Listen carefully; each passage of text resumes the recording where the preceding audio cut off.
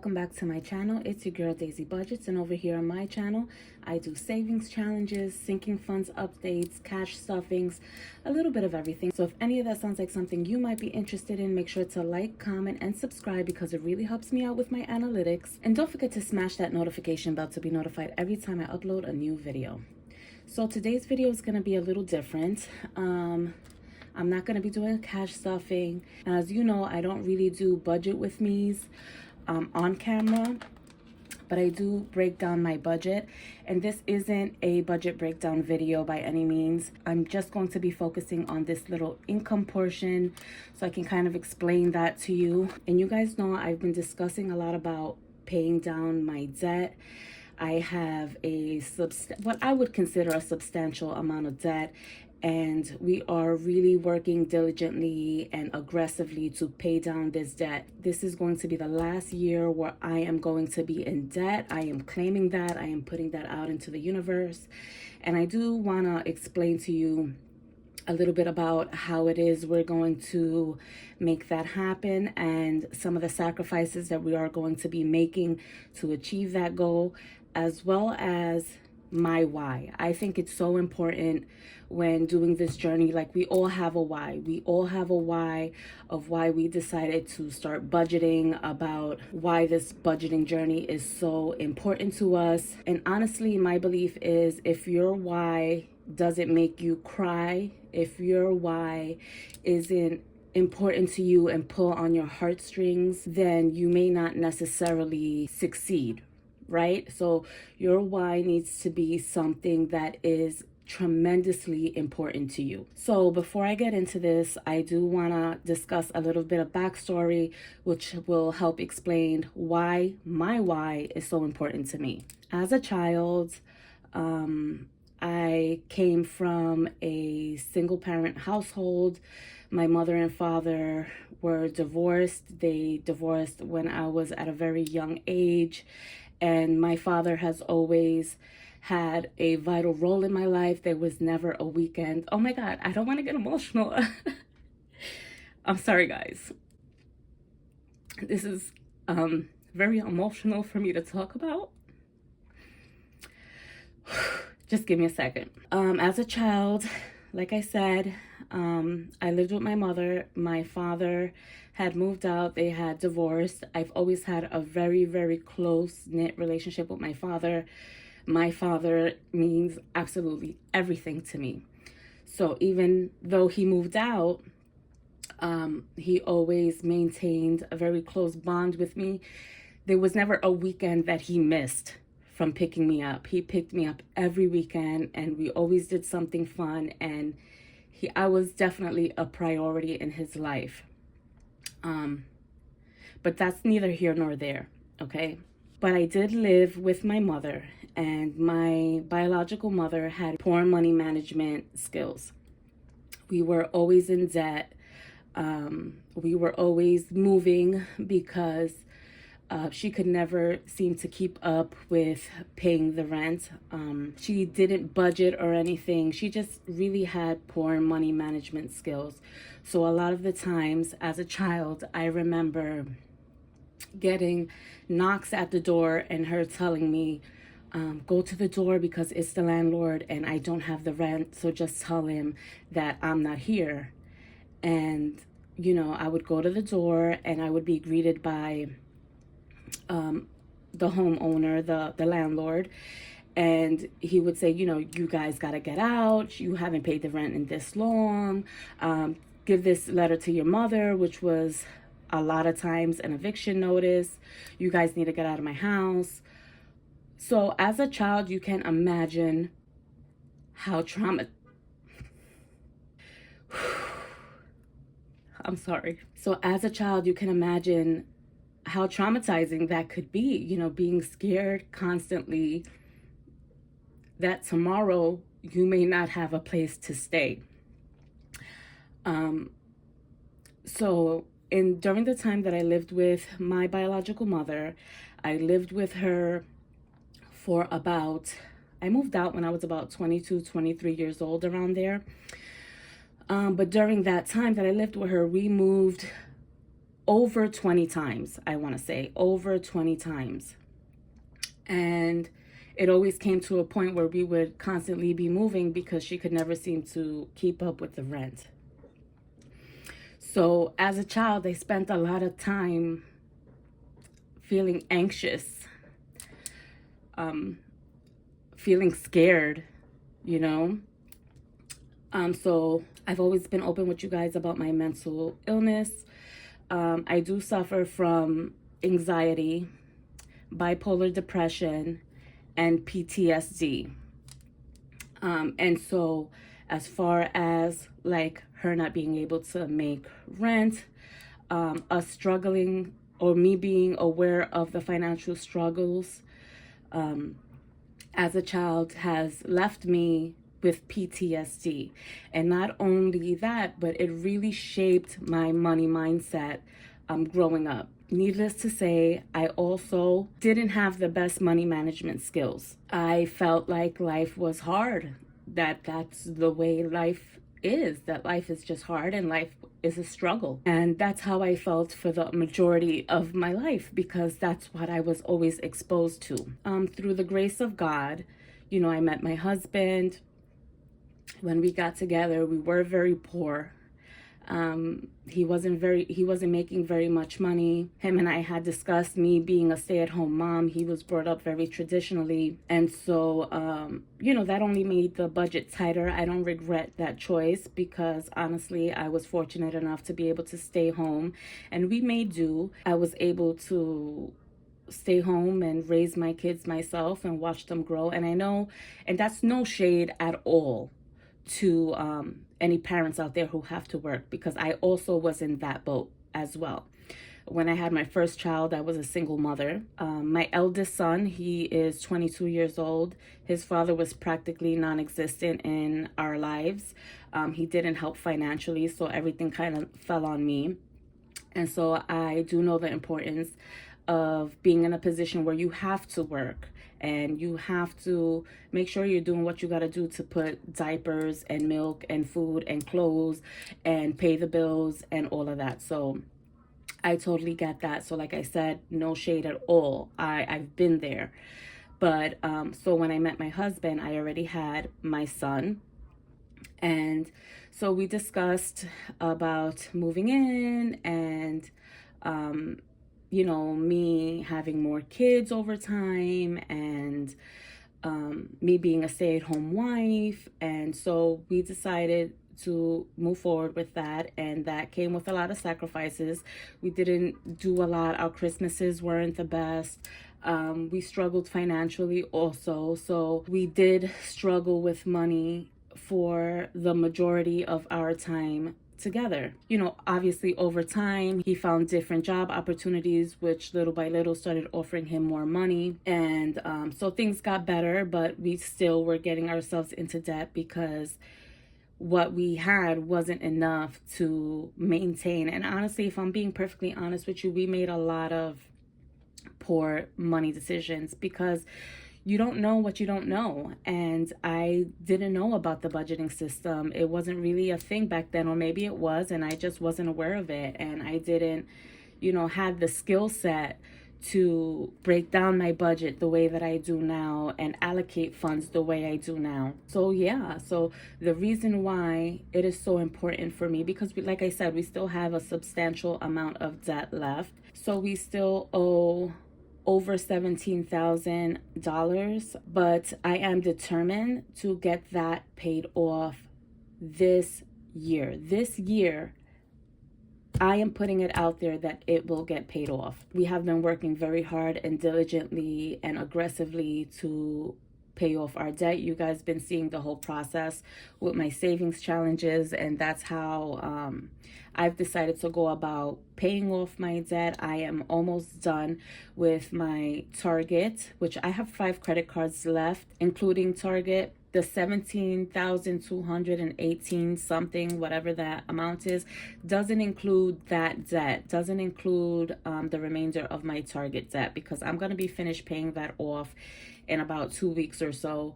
So that's not even going to be an existing thing anymore. That's going to be completely paid off. So just with the 4 credit cards that are going to be remaining, after I pay off the target debt, that's going to be 17,218 and some change. In today's current time, we are in a different position.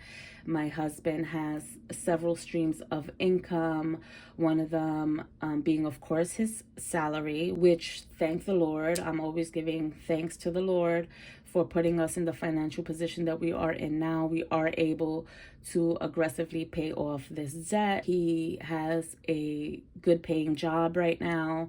And aside from that, he does have a YouTube channel, which has been growing. And we do receive an AdSense check for that as well. That is another source of income that we use to pay down our debt.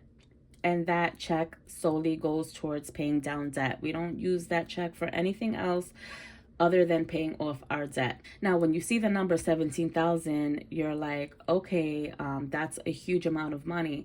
Well, let me tell you this. It was way more than that. That is just the current debt. We actually had 15 credit cards that, you know, we owed a lot of money on, and we were able to pay off 15,000 of that. So the 17,000 is what was remaining. So you would add another 15,000 to that, and that would be, and that's just a rough estimate, that would be the entirety of what our starting debt was. So by the grace of God, we've been able to pay down 15,000. Now, this journey hasn't been seamless for me. It comes with having to really change your money mindset. So we started off the journey. I remember my husband came to me and he was like, hey, listen, I want you to listen to this guy that I found on YouTube. His name is Dave Ramsey. And I was like, okay, cool, you know? And we were drowning in debt at this time, right? We were drowning in debt. That is not an understatement. Like, all our money, like, we were living paycheck to paycheck because this debt was just like, we had so many credit card payments, and that's that we were just paying minimum payments on everything. But it was crazy. It was like we had nothing extra after our bills and our rent and all the debt payments and everything. There was very little funds to work with. And so I decided to check out this guy that he was talking about, and I became really intrigued. And then I started finding other videos on how these people were using the Dave Ramsey method to pay off debt and to build wealth. And I was like, it made it seem like it was possible. And no matter the situation that you are in, that it is possible. And I'm here to tell you that it is possible. Okay, it really is.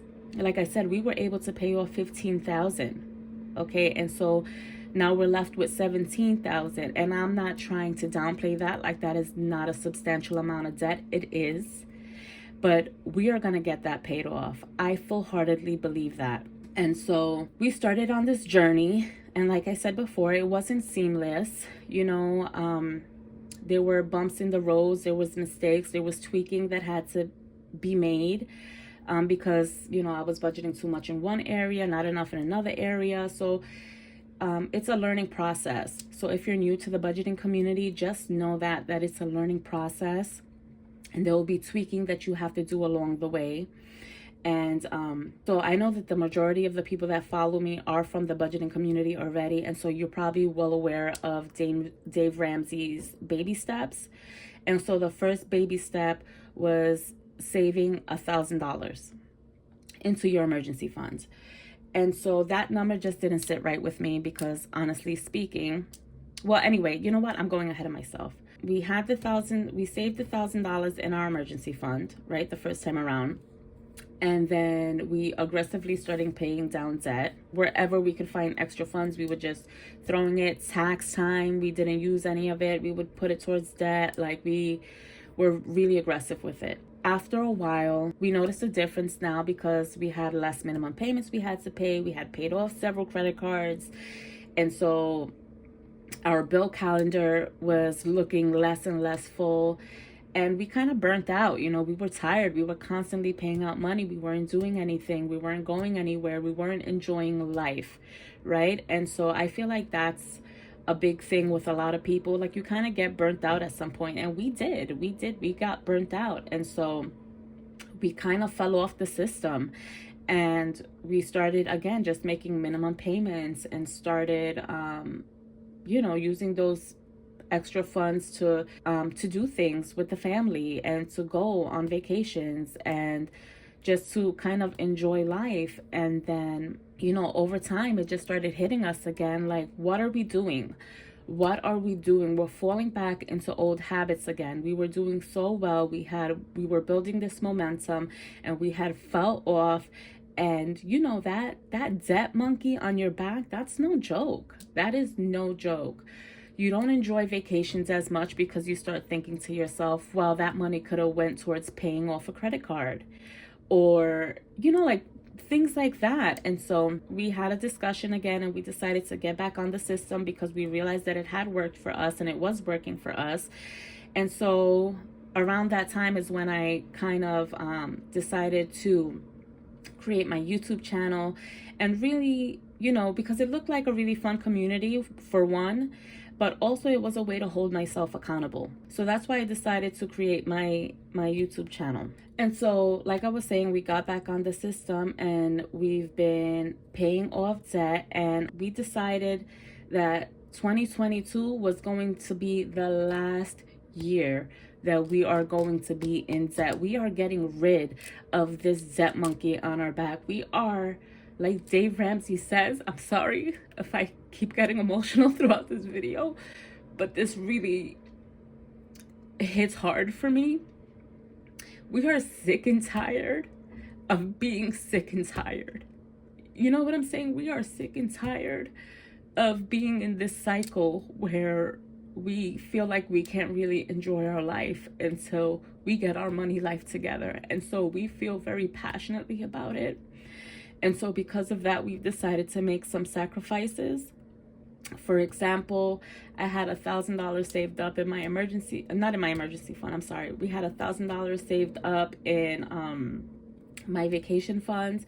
We decided to take that $1,000 and put it towards the Target card. We also again started putting his YouTube checks towards paying down our debts, and any kind of spare income that came in, any extra income that would come in, that goes towards debt. So that's what we decided to do. So now getting into this and getting into something a little bit less emotional.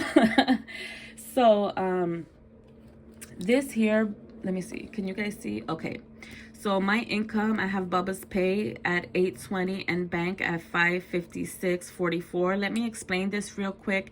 This the bank and Bubba's Pay together actually is his pay, if that makes sense. He doesn't just get paid $820.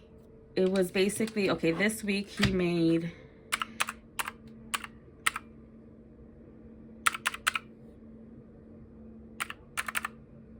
Okay, so this week he brought home $1,376.44. The reason why I have it broken down like this, Bubba's Pay and bank, is because we do pay our bills electronically, and I try to leave like a sizable buffer in our bank as well, so that we can pull from it to do grocery shopping or complete our rent payments. These two equals his week's pay. Okay, so this number here, the bank, is what I've decided to leave in the bank, if that makes sense. And so this $820 here is what I decided to pull from the bank to cash stuff. So hopefully that makes sense for you. It's just, everybody's budget looks differently. That's just the way my mind works. So this side hustle money is actually coming from my envelopes, you guys. I want to thank you guys so very much from the bottom of my heart, honestly, for ordering my envelopes. It really means so much to me because you have opened another source of income. So this week I'm able to contribute $270, which is $270 that I didn't have before. You understand? So that's not the entirety of everything that I made. There were expenses that I had to deduct, like I I had to buy a new laminator. My laminator crapped out on us, so I had to get another laminator. I did do a major restock because I've been selling out like crazy. I ordered a bulk of laminate pouches so I wouldn't run out as easily.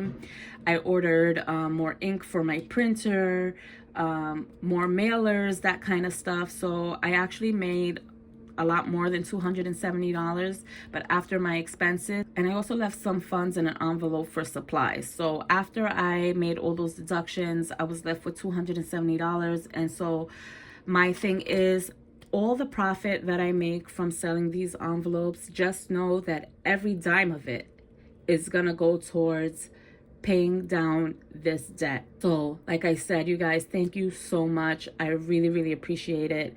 I appreciate your orders. They mean so much more to me than you know. Anniversary fund, as you guys know, if you've been watching me for some time, I have been saving some funds because my 15-year anniversary is coming up and I wanted to get Bubba a little something. But after some, you know, more discussions about paying off debt, we decided that we're not going to do that. We're not going to exchange gifts. That's not going to be a thing that we have to worry about anymore, because we're not on that journey yet. We're not in that place right now. We're hyper focused on paying down this debt. So we're going to take the funds that I saved to get him a gift, and I'm also putting that towards paying down debt. So the total this week is $1,814.44. I have my Capital One that I need to make a payment for. I don't know why I have it under due. It should be over here, but you know, whatever. Car insurance is due, so I'm going to be paying that, and I'm leaving $326.44 as a buffer. Again, I do use my buffer to do grocery shopping. I do grocery shopping like once every 2 weeks, and I also use my buffer to put, because I let it add up every week, so at the end of the month I can pull from it to like complete my rent payments and to do grocery shopping and stuff like that. Okay, I'm not gonna get in because like I said, this isn't a budget breakdown video. I'm just focusing on some key points so that you can see how I'm moving my money around to help me pay off debt. So for my savings challenge, you guys know I am doing the Princess Budgets 1K savings challenge. That goes completely towards paying off my debt. So this week we are going to be stuffing $627. So we are definitely going to be past our 1K goal. So if you know about the Princess Budgets, like 1K savings binder challenge thingamabob, it has 5 $100 bonus envelopes. So we are going to fill those envelopes as well. We owe, I think, a little bit over $1,700 in Target. So we're going to try to get that paid off within the next 2 weeks. So instead of just doing the 1K, I'm going to do all the bonus envelopes as well. And so that should give us $1,500 plus. I also stuff a little something into a separate Target envelope every week, $20 a week or so, because I do most of my credit debt savings in my challenge, if that makes sense. I hope I'm not confusing you guys. It's just the way my scrambled brain works. I also have a $500 challenge, which I'm going to be putting $40 to. I don't know what I'm going to do with this yet. I most likely am gonna put that towards our debt as well, or at least the majority of it. And I do have a luxury challenge. I had mentioned to you guys that I wanted an iPad. Honestly, that's not really priority right now. I am going to continue the luxury challenge, but I'm just going to do that slowly. I'm not in a rush to get that done or anything. And then I have my Kris print set. Every month she comes out with some kind of savings challenges. So I am going to be doing those every month as well. They're on the smaller scale so that they're more attainable for me in my budget right now. And that also is going to go towards debt. So as you can see, the majority of the funds is going towards debt. And then $341 is going to go into my sinking funds, and that just keeps us, you know, afloat with like car maintenance, household things that we need, family fund, because we're not going to stop doing things completely. Honestly, if you just decide that you are just going to cut out doing things with your family and going places with your family. Obviously, we can't afford these big lavish vacations, but anytime, like if we want to go to the movies with the kids, because they want to watch a certain movie, we want to be able to do that with them, you know? So we put that in our budget in some way, and once that accumulates to a certain amount, we can do that. But that's something that we can do slowly and builds over time. And then, like, as far as my anniversary goes, don't be sad for me, y'all, that we ain't gonna be exchanging gifts. I'm okay. I'm totally fine with that.